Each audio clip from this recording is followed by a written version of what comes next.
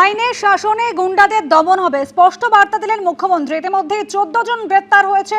আবাস স্ট্রিট থেকে গ্রেপ্তার আরশাদ আলী ওরফে সাজিদ, অন্ডাল থেকে পাকড়াও মোহাম্মদ আফরোজ, গ্রেপ্তার কোরিয়ার শাহবাজ খান, ধৃত রাজাবাগানের মোহাম্মদ সালমান হোসেন, ধর্মতলায় ধুন্দুমার কাণ্ডে পুলিশের জালে ভাঙড়ের মোহাম্মদ জহিরুদ্দিন মাল, গ্রেপ্তার করা হয়েছে ইরফান খুরশেদ, জোড়াসাঁকোর বাসিন্দা সে, গ্রেপ্তার মোহাম্মদ মঈনুদ্দিন, তিলজলার বাসিন্দা, পাকড়াও মোহাম্মদ আলমগীর, ইমরান আহমেদ, খালিদ রেজা ওরফে রিঙ্কু, জমির আহমেদ ওরফে মিঙ্কু, বেনিয়াপুকুরের বাসিন্দা, গ্রেপ্তার মহসিন খান, দীপক ভৌমিক ওরফে ভিকি, কোরিয়ার বাসিন্দা, পুলিশের জালে মোহাম্মদ আজাদ, গার্ডেন ব্রিজের বাসিন্দা সে।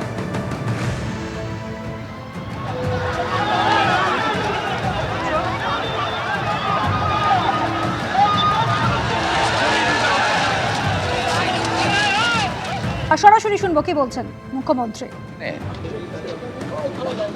অর্থাৎ জামাতিদের সঙ্গে যোগ থাকবে, এটা স্বাভাবিক।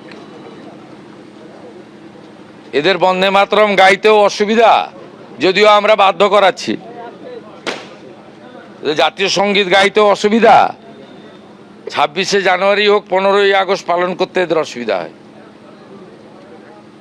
আইনের শাসনের মধ্য দিয়ে গুন্ডাদের দমন আমরা করব।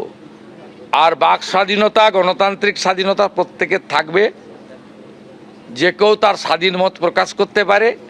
সরকারি সব স্তরে কথাবার্তা বলা, আলোচনা করার সুযোগ আছে। কিন্তু এই যে শক্তি যারা সাংবাদিকদের বেছে বেছে পিটিয়েছে, নির্দয়ভাবে পিটিয়েছে, খুন করার জন্য পিটিয়েছে, এদেরকে গুন্ডা দমন আইনেই সাজা দেওয়ার ব্যবস্থা হবে। এবিপি আনন্দ, এগিয়ে থাকে, এগিয়ে রাখে।